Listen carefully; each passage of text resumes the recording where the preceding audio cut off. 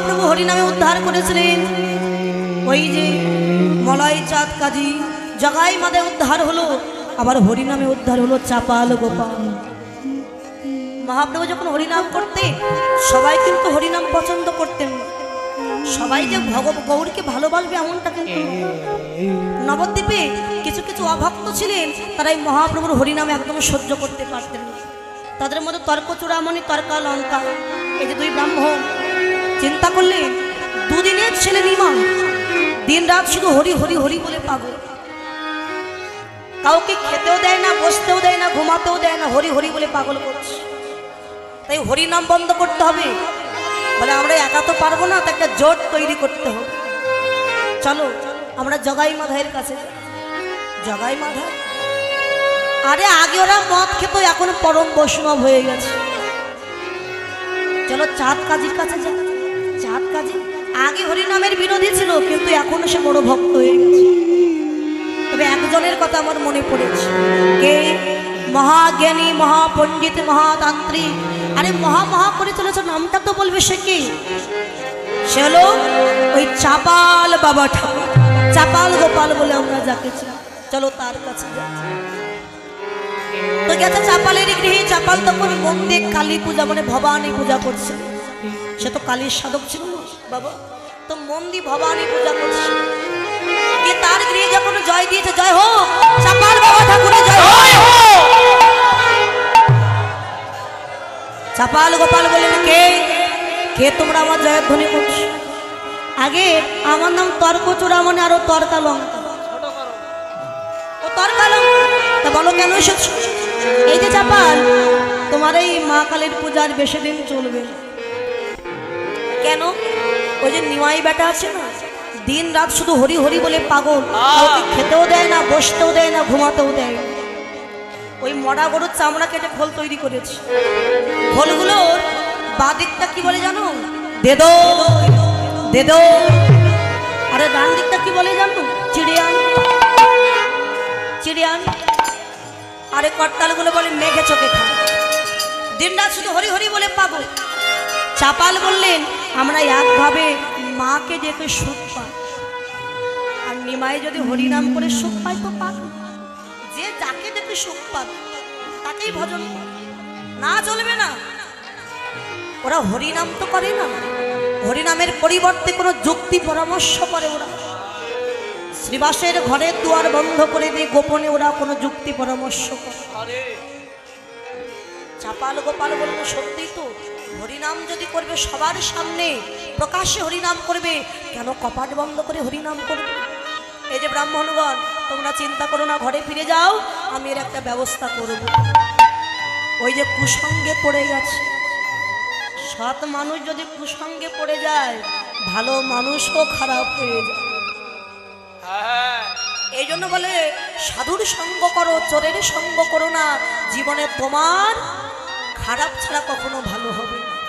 অসৎ সঙ্গ করো না।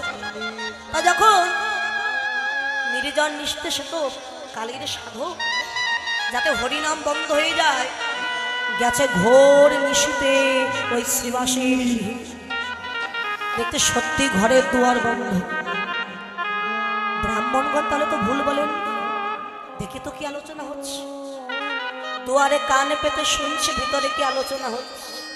ভিতরে মহাপ্রভুকে ঘিরে ভক্তগণ হরিনাম করছে আর বলে, প্রভু তুমি তো সেই ব্রজের কানা, নদী আই হয়েছ নিমা, তুমি যদি না আসতে কে বলো আমাদের হরিনাম শ্রবণ করাতে?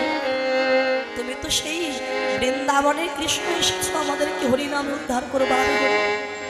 যেই বলেছে তুমি সেই কৃষ্ণ, প্রধান্বিত হইলেন চাপাল। দুদিনের ছেলে নিমা, রাধা কৃষ্ণ নাকি মিলেমিশে তার মতো এসেছে। আরে ভগবান যদি বলতো হয় আমায় বলো, আমি মহাজ্ঞানী মহাতান্ত্রিক, না বলে ওই নিমাইকে ভগবান বলছে। নিমাই কেমন ভগবান আর একটু পরীক্ষা করতে হবে। এই ঘরের দুয়ারে ঝুলিয়ে দিলাম পাঠার মাথা, এই রক্ত চন্দন রক্ত জবা দিয়ে সিঁদুর আলতা দিয়ে তান্ত্রিক মতে কালীর পূজা করেছে, যাতে হরিনাম বন্ধ হয়ে যায়। দিয়ে চাপাল গোপাল ঘরে ফিরে গেছে। প্রভাতকালে মহাপ্রভু বললেন, শ্রীবাস যাও, কপাট খুলে দাও, ভক্তদের নিয়ে আমি নগর সংকীর্তনে বাহির হব। শ্রীবাস যখন মনের আনন্দে হরিনাম গাইতে গাইতে কপাট খুলে দিয়েছে, দেখছে কি কে যেন আমার গৃহের দুয়ারে ওই পাঠার মাথা ঝুলিয়ে দিয়ে গেছে, রক্ত চন্দন রক্ত জবাদি তান্ত্রিক মতে কালী পূজা করে গেছে। হরি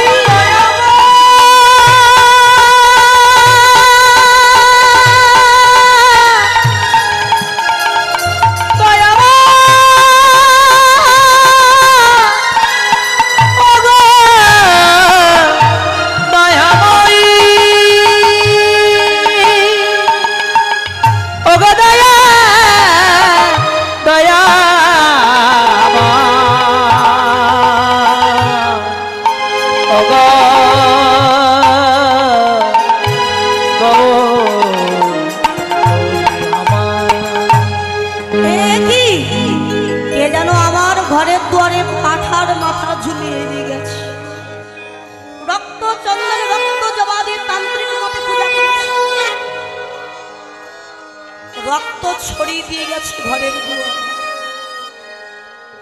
শ্রীবাস কেঁদে বলল, নগরবাসী তোমরা দেখে যাও, আমি শুধু হরিনাম করি না, নিশরাত্রে করি আমি ভবানী পুজো। বৈষ্ণব তো, বৈষ্ণবের গৃহে রক্ত ছড়িয়ে দিয়ে গেছে, তান্ত্রিক মতে পূজা করেছে। শ্রীবাস রাতার ভোর থাকতে থাকতে হাড়ি রং ডেকে নিয়ে সেগুলো পরিষ্কার করেছে, যাতে মহাপ্রভু জানতে না পারে। বিষণ্ণ বদনে গেছে গৌর হরির কাছে। শ্রীবাস কি হয়েছে তো, অমন করে বিষণ্ণ বদনে দাঁড়িয়ে আছে? কি করে বলবো আমার মহাপ্রভু? আমার কান্নার মুখ্য অর্থটা না বলে মৌন অর্থটাই তাহলে আমি বলি। তুমি সারা রাত আমার গৃহে হরিনাম করেছো, এখনো সকালবেলা নগর সংকীর্তনে চলে যাবে, আবার কখনো তোমার বদলে হরিনাম শ্রবণ করব, তাই ভেবে আমি কাঁদছি। শ্রীবাস তুমি আমায় সত্যি কথা বললে না, আর আসল কথাটাও বললে। শোনো শ্রীবাস, তোমার মতো ভক্তের মনে যে ব্যথা দিয়েছে, কষ্ট দিয়েছে, আমি তাকে অভিশাপ দিলাম, আজ থেকে 3 দিনের ভিতরে তার সর্বাঙ্গে গলা পচা কুষ্ঠ ব্যাধি হবে হবে হবে। বৈষ্ণব অপরাধের কোনো ক্ষমা নেই। 3 দিন যেতে না যেতেই দেখা গেল বৈষ্ণব অপরাধের ফল। সর্বাঙ্গে দেখতে দেখতে গলা পচা কুষ্ঠ ব্যাধিতে ভরে গেল। চাপাল তখন কালী পূজা করছে, গলা পচা কুষ্ঠ ব্যাধি দেখে চিৎকার করে উঠেছে, মা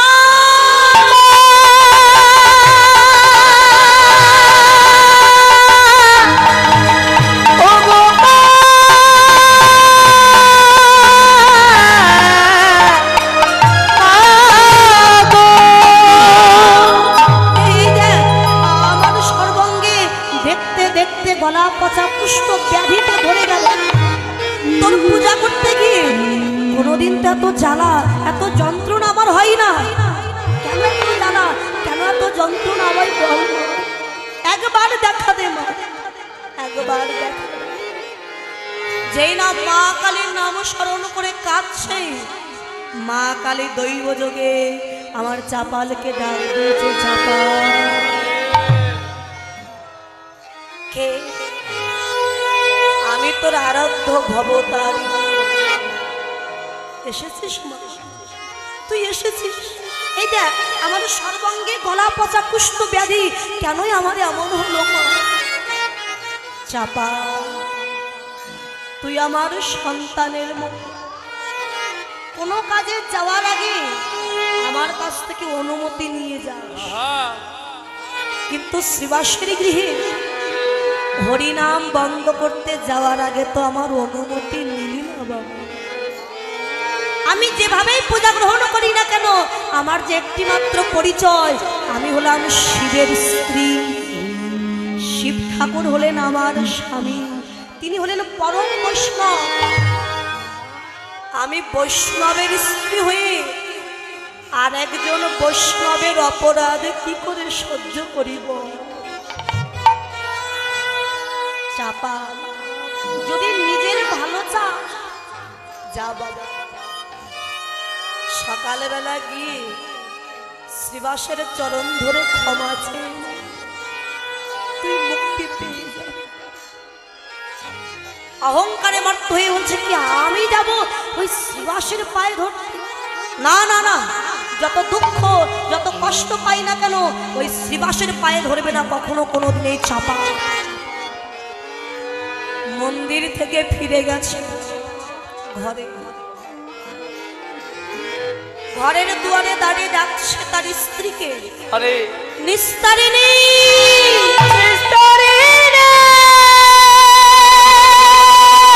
দরজা খোলো নিস্তারিণী, দরজা খোলো। কি স্বামী, তোমার সর্বাঙ্গে এমন গলা পচা কুষ্ঠ ব্যাধি হলো কি করে?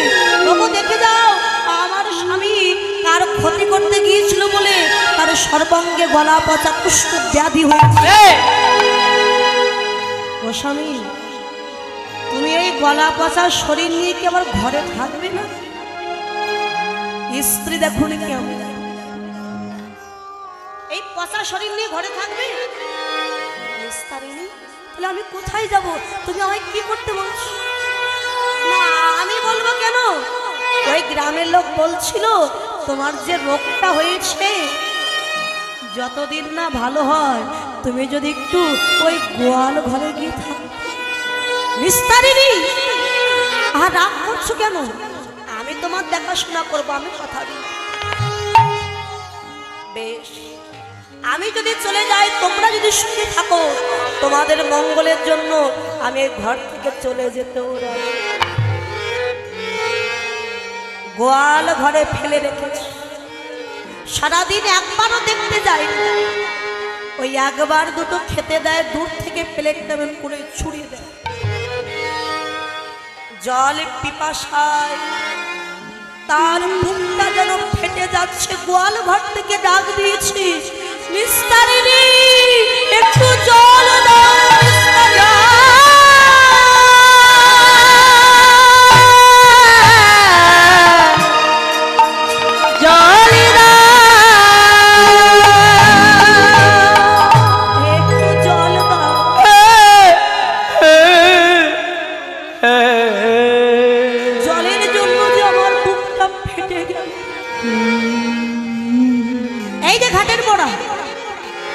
জল চাইছো তা তো চিৎকার করবার কি প্রয়োজন? দাঁড়াও, আমি জল এনে দিচ্ছি।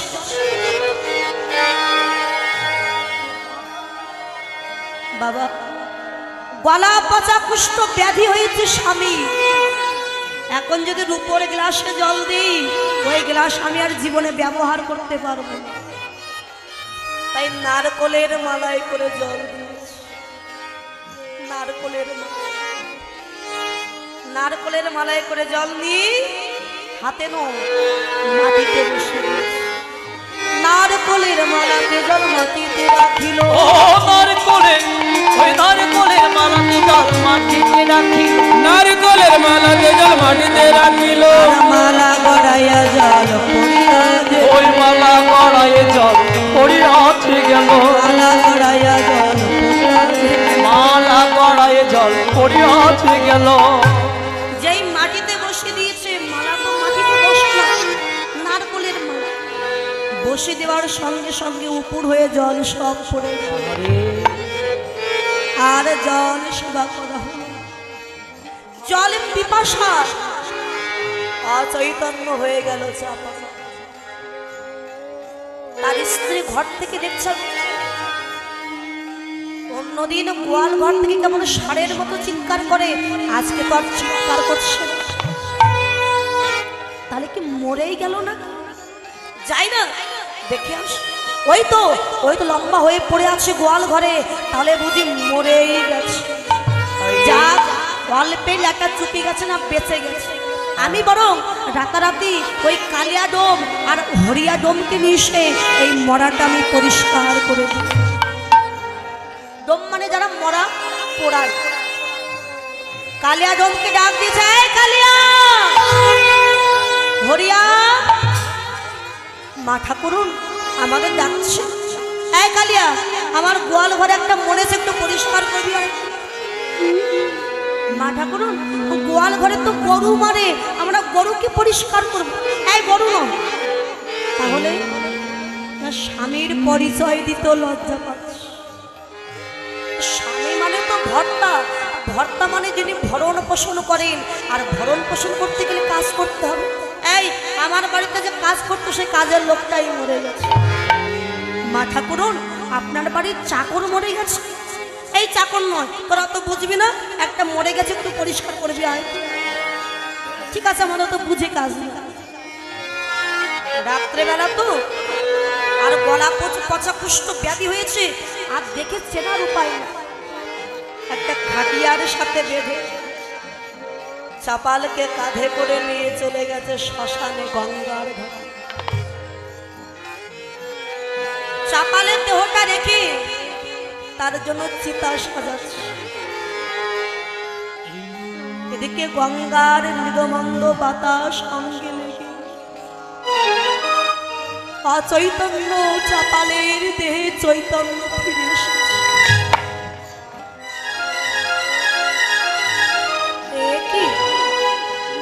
এটা আমি কোথায়? এ তো আমার বাড়ি নয়, এ কোথায়?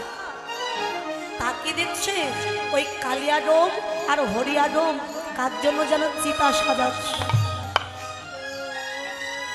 ডাক দিয়েছে খাটিয়ার উপরে বসে, কালিয়া, হরিয়া, ও কালিয়া, একবার এদিকে আয়। কালিয়া ডোম তাকিয়ে দেখছে, এই ভাই, ওই দেখ মরাটা উঠে বসেছে, মনে হয় ভূত হয়ে গেছে, পালা পালা। আরে কালিয়া, ও হরিয়া, একবার এদিকে আয়। ওরে ভাই, আমি মরি নাই, মরি আমি মরি নাই, মরি না। ওরে সোনের কালুয়া ভাই, আমি মরি নাই, মরি সোনরে হলো ভাই, আমি মরি নাই, মরি নাই। ওরে সোনরে কালুয়া ভাই, আমি মরি নাই, মরি নাই। আমি মরিনি, আমি এখনো বেঁচে আছি। এই ভাই, গলাটা কেমন চেনা চেনা মনে হচ্ছে না? চল তো গিয়ে দেখি। এই, এ তো আমাদের চাপাল বাবা ঠাকুর। তোরা ভাই এখানে কেন এনেছিস? আমরা আনবো কেন? তোমার স্ত্রী তো বললো গোয়াল ঘরে কে চাকর মরে গেছে। আমায় চাকর বলেছি, যাদের জন্য সারা জীবন আমি সংসারে কাজ করলাম, আজ আমি অসুস্থ হয়েছি বলে তারাই কিনা আমায় চাকর বলে মেরেই ফেলেছে। কালিয়া, ওই সংসারে যখন আমায় মেরেই ফেলেছে জীবিত থাকতে, ওই মায়ার সংসারে আমি আর ফিরে যাব। কালিয়া, তোরা আমায় ভালোবাসিস? যদি ভালোবেসে থাকি, এই গঙ্গার ঘাটে আমার ছোট্ট একটা ঘর বেঁধে দিবি।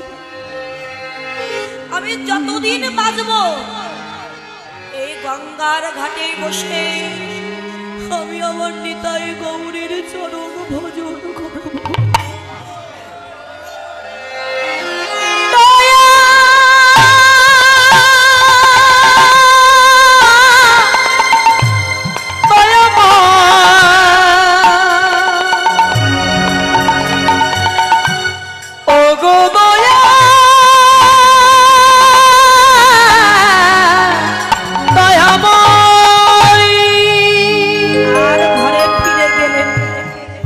গঙ্গার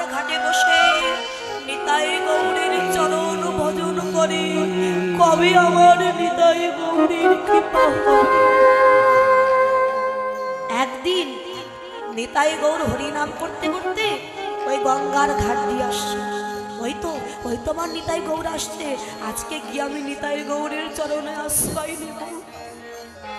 নিতাই গৌরকে দেখে ছুটে গিয়ে নিতাই গৌরের চরণে আছাড় খেয়ে পড়েছে।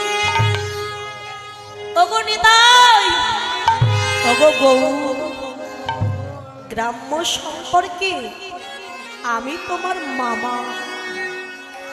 লোক সব নিস্তারিতে তোমার অবতার।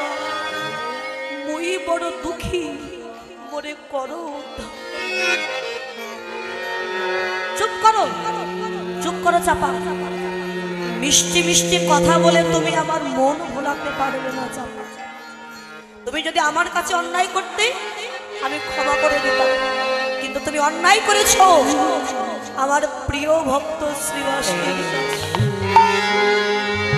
বৈষ্ণব অপরাধের ক্ষমা নাই যতক্ষণ বৈষ্ণব না কৃপা করবে।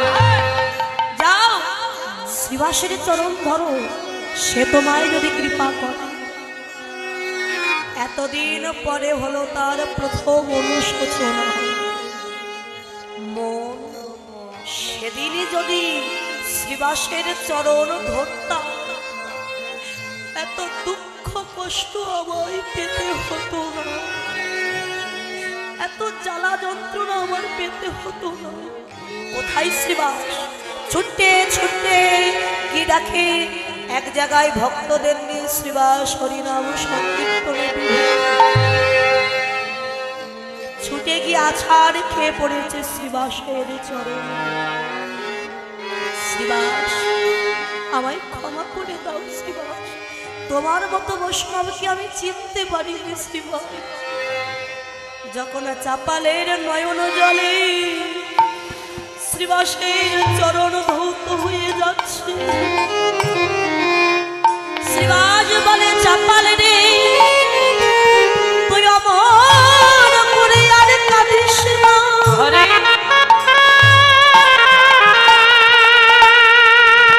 তুই যে তোর নিজের ভুল বুঝতে পেরেছিস, এতেই যে তোর সমস্ত অপরাধে আমি ক্ষমা করে দিয়েছি। আমার চরণে পড়ে কাঁদছিস কেন? আমার চরণে নো, একবারে আয় ভক্ত, আমারই হৃদয়ে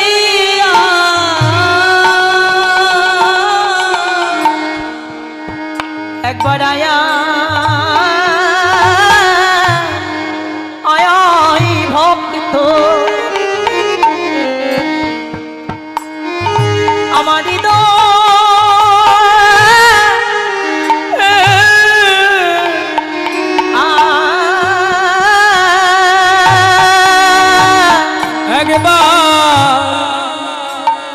একবার আয়া ভক্ত, আমার হৃদয়ে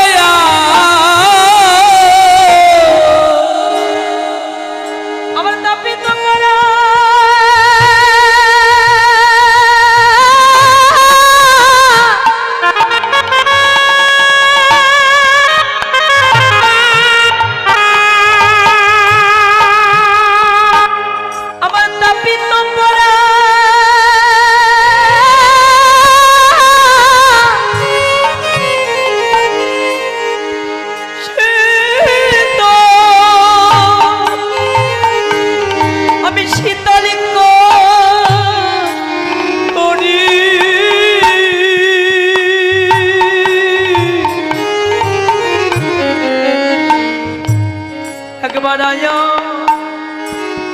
আয় ভক্ত,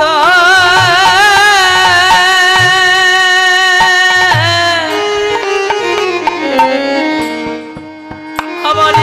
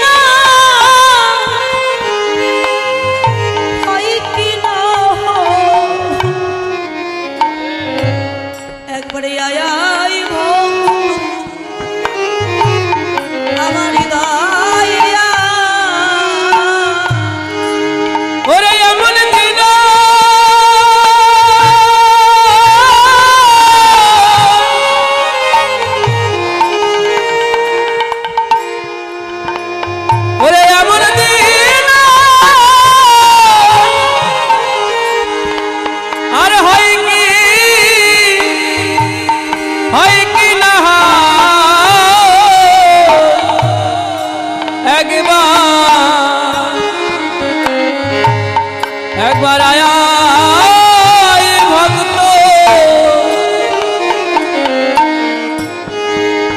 আমার হৃদয়ে আমার এমন দিন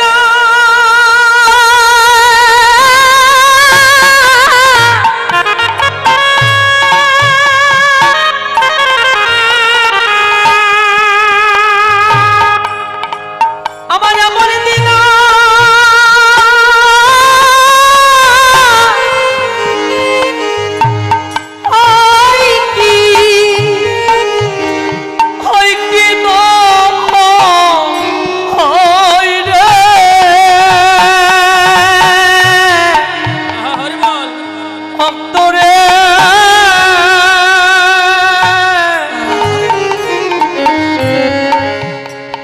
বলে একবার আয়া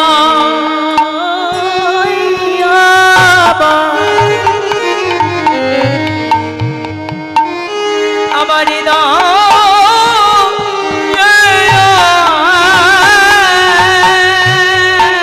ওরে আমার তাপিত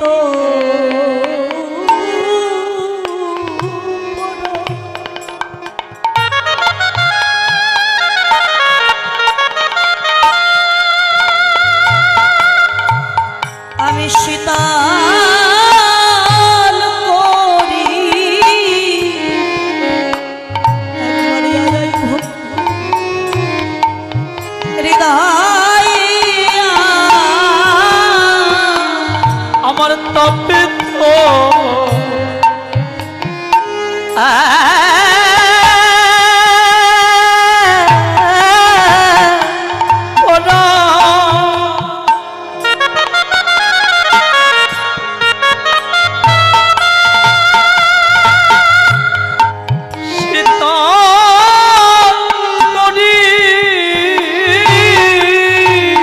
একবারে আয়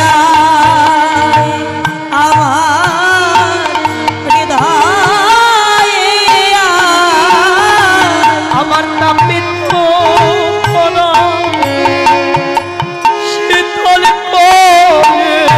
একবার আয় ভক্ত আমার হৃদয়ে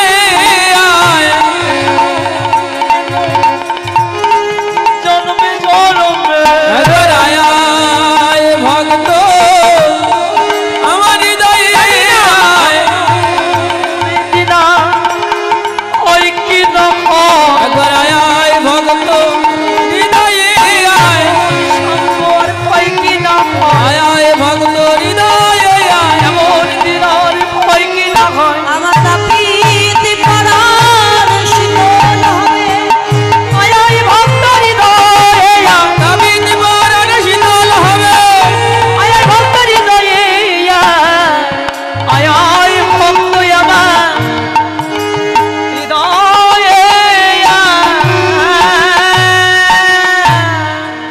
পরে ওই চাপাল যখন মহাপ্রভুর চরণে আশ্রয় নিয়েছিলেন, প্রভু দয়াময় শ্রীবাস তোমায় ক্ষমা করেছে, তুমি ক্ষমা করবে না? শোনো, যে বৈষ্ণবের অপরাধ থেকে মুক্তি পায় আমি তার ক্ষমা করার কে বলো? তুমি যে শ্রীবাসের কৃপা পেয়েছো এতেই আমি আনন্দ পেয়েছি। যাও যাও চাপাল, তুমি ঘরে ফিরে যাও। ওই যে শ্রীবাসের পরশ পেয়েছিল না বাবা, তার মতো বৈষ্ণবের পরশ পেয়ে চাপালের সর্বঙ্গ হতে গলা পচা কুষ্ঠ ব্যাধি দূরীভূত হয়ে গিয়েছে। না প্রভু, যে হরিনামের কৃপায় আমি আমার সমস্ত জ্বালা যন্ত্রণা ব্যাধি থেকে মুক্তি পেয়েছি, সেই ঘরে আমি আর ফিরে যাব। নিস্তারিণী জানতে পেরে ছুটে এসে স্বামীর চরণে আছাড় খেয়ে পড়েছে, স্বামী আমি অন্যায় করেছি তোমার সঙ্গে, আমায় ক্ষমা করে দাও। না নিস্তারিণী, তোমায় আমি আর ক্ষমা করব না। আমি অসুস্থ হয়েছিলাম বলে তুমি আমাকে মরা বলে মেরেই ফেলে দিয়েছো, আমি তোমায় গ্রহণ করব না। মহাপ্রভু বললেন, চাপাল তুমি নিস্তারিণীকে ক্ষমা করে দাও।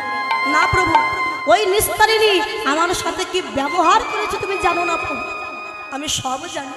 শোনো চাপাল, ওই নিস্তারিণী তোমাকে যদি ঘর থেকে বাহির করে না দিত, তুমি কি কখনোই ভজন পথে আসতে পারতে? তাই নিস্তারিণী তোমার ভজন পথের গুরু হয়ে তোমায় ভজনের পথ দেখিয়ে দিল। যাও। না প্রভু, আমি ঘরে যাব না, আমায় শুধু আশীর্বাদ দাও, তোমার চরণে আমায় একটু যেন আশ্রয় দাও।